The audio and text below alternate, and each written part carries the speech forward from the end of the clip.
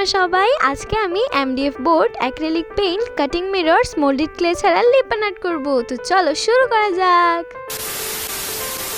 প্রথমে আমাদের MDF board মানে বেস রেডি করতে হবে। তো বেস বানানোর জন্য আমি এখানে একটা কার্ডবোর্ড নিছি, আর ওইটার মাপ ছিল মানে ব্যাসার্ধ ছিল 5.5 ইঞ্চ। সেম সাইজের আমি আরেকটা বানাই নিছি, আর আমার কার্ডবোর্ডটা কিন্তু যথেষ্ট মোটা ছিল, তাও আমি আরেকটা লাগাই একটু বেশি মোটা বানাইছি। তোমরা চাইলে একটাও রাখতে পারো, দুইটা দিলে কি হয় একটু শক্ত পোক্ত হয়। তাই এবার কার্ডবোর্ডের পাশে দেখো খালি খালি একটু সুন্দর লাগতেছিল না, তো তাই আমি এখানে একটা কাগজ লাগাই দিছি। তো এখন হয়ে গেল আমাদের এমডিএফ বোর্ড। শুধু এমডিএফ বোর্ড বানালে তো হবে না, এখন এটাতে ডিজাইনও করতে হবে। তো আমি এখন একটা রাফ স্কেচ করতেছি, আর এটা কিরকম ডিজাইন করবো আমি বুঝতেছি না, তো আমার মাথায় যা আসতেছে আমি তাই আঁকতেছি। তো তোমরা দেখতে থাকো। এবার লিপন আর্ট সম্পর্কে একটু কিছু তথ্য বলে দিচ্ছি, যদিও তোমরা কম বেশি লিপন আর্ট সম্পর্কে জানো, তাও তোমাদের একটু বলে দিচ্ছি। তো লিপন আর্ট হলো ইন্ডিয়ার কাচ গুজরাটের একটা ট্রেডিশনাল আর্ট, যেটা বিভিন্ন ধরনের কাটিং মিরর্স এক্সেট্রা জিনিস দিয়ে সুন্দর করে সাজানো হয়। এটা একটা ক্লাসি লুক দেয়। স্কেচ করা তো শেষ, তো এখন এটা ট্রেস করে দিলাম এমএফডি বোর্ডটাতে। লিপন আর্ট সাধারণত মোল্ডেড ক্লে দিয়ে করা হয়, কিন্তু আমি এত গরিব যে আমার কাছে মোল্ডেড ক্লে কেনার টাকা নাই, তো তাই আমি সুপার ক্লে ব্যবহার করতেছি। ভাই সুপার ক্লে ব্যবহার করলে সমস্যাটা কি? দুইটাই তো ক্লে। তো এখন আমি কি করতেছি, একটুখানি সুপার ক্লে নিয়ে তারপর সেটা দিয়ে মানে দুইটা বই তোমরা দেখো না ভাই, আমি বলতে চাইতেছি যে মানে সুপার ক্লেটা যদি এখন আমি হাত দিয়ে এরকম করি তাহলে হাতের টেক্সচারটা ওইখানে লেগে যাইতেছে। তো আমি এত প্রো না যে হাত দিয়ে করবো, তাই আমি কি করছি দুইটা বইয়ের মাঝখানে ক্লেটাকে রেখে তারপরে প্রেসার দিয়ে কিছু একটা বানিয়ে নিছি, যেটার নাম আমি জানি না। এবার আমরা লম্বা লম্বা কতগুলো কি বানাইছি সেগুলো এখন গ্লু দিয়ে এমডিএফ বোর্ডের সাথে লাগাই দিব। তো গ্লু এখানে অবশ্যই ব্যবহার করতে হবে, না হলে কিন্তু এটা লাগবে না, কারণ এটা কার্ডবোর্ড। আমার সিজারটা অনেক সরু, তাই এটা দিয়ে আমি কেটে নিতে পারতেছি। এখন তোমাদের কাছে যদি এরকম সরু সিজার না থাকে, তোমরা প্যালেট নাইফ অথবা যে কোনো নাইফ দিয়ে কেটে নিতে পারো তোমাদের সুবিধা অনুযায়ী। মানে আমি আমার হাতের কাছে যেটা পাইতেছি সেটা দিয়েই কাটতেছি। ফুলের পাপড়িগুলো আমি একটু ডিটেলে দেখানোর চেষ্টা করছি, কারণ হচ্ছে ফুলের পাপড়ি যে উপর অংশটা সেটা যদি সরু হয় তাহলে এটা দেখতে কিন্তু অনেক সুন্দর লাগে। দেখো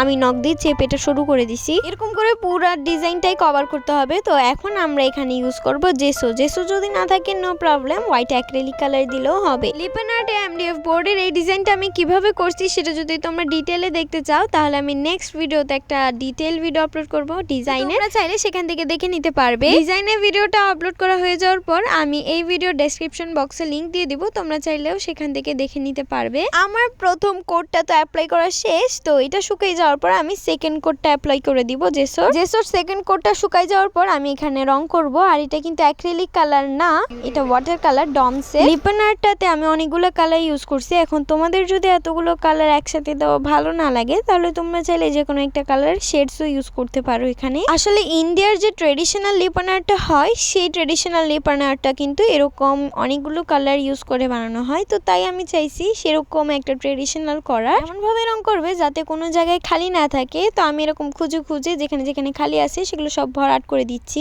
ক্লে দিয়ে আমি যে ইয়াগুলো বানাইছি, তো সেগুলো আমি সাদা রাখবো। তো তাই যেখানে যেখানে রং লেগে গেছে সেখানে আমি সাদা রং দিয়ে ঠিক করে দিচ্ছি।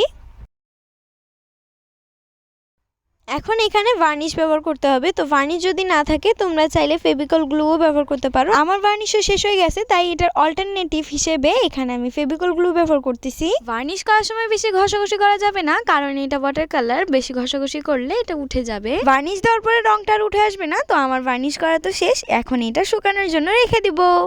এখন আমরা খুবই চিপেস্ট ওয়েতে কাটিং মিরর্স বানাবো। তো কাটিং মিরর্স বানাতে আমরা এখানে চিপসের পেছনে গ্লেজি পার্টি ইউজ করব।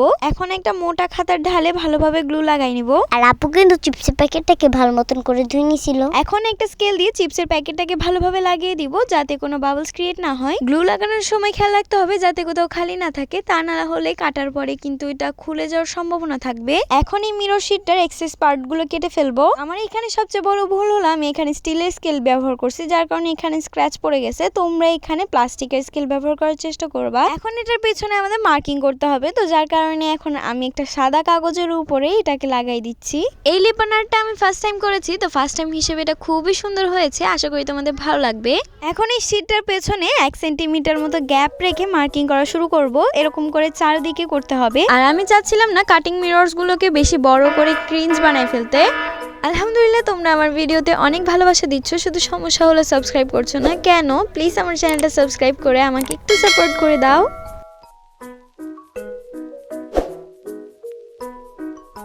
এরকম সিম্পলি কেটে নিলেই আমাদের চতুর্ভুজ কাটিং মিরর্স কমপ্লিট।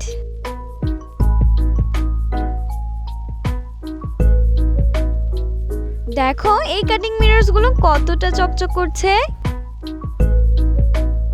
এখন আমি তোমাদের কিছু বেসিক শেপস কিভাবে বানাবে সেগুলো শিখিয়ে দিচ্ছি। তো প্রথমে চলো রম্বস বানানো শিখাই। তো এই শেপটা বানানোর জন্য আমাদের 2 সেন্টিমিটার মানে এরকম চতুর্ভুজ দুইটা একসাথে রেখে ওইটাকে জাস্ট ত্রিভুজের মতো উপরে নিচে কেটে নিলেই রম্বস শেপ হয়ে যাবে। এখন আরেকটা চতুর্ভুজ নিয়ে সেটা 4 পাশ গোল করে কেটে নিলেই আমাদের বৃত্ত কাটিং মিরর্স কমপ্লিট। এরকম করে আমি বেশ কয়েকটা শেপ তোমাদের বানানো শিখিয়েছি, তোমরা দেখে নিতে পারো। তোমরা প্লিজ ব্যাকগ্রাউন্ড নয়েজগুলো ইগনোর করিও, কারণ আমার বাসায় মেহমান আর কালকে আমার ভিডিও আপলোড করতেই হবে, কারণ 1 সপ্তাহ আমি গ্যাপ দিছি, আর পারতেছি না ভিডিও না ছেড়ে থাকতে।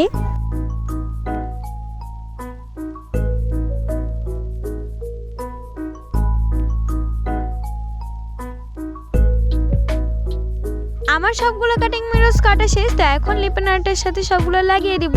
আর এই কাটিং মিরর্স গুলো আমরা ফেভিকল গ্লু দিয়েও লাগাতে পারবো। সবগুলো লাগানোর পরে দেখো এটা অনেক গর্জিয়াস লাগতেছে। তো এবার আমি তোমাদের একটু বাইরে নিয়ে দেখাচ্ছি। লিপন আর্টটাকে আমরা ওয়াল হ্যাঙ্গিং হিসেবেও ব্যবহার করতে পারি। আমার কাছে তো লিপন আর্টটা অনেক সুন্দর লেগেছে, আশা করি তোমাদেরও ভালো লাগবে। ভিডিওটা ভালো লাগলে লাইক কমেন্ট শেয়ার করতে ভুলো না। আজকের মতো এতটুকু, বাই।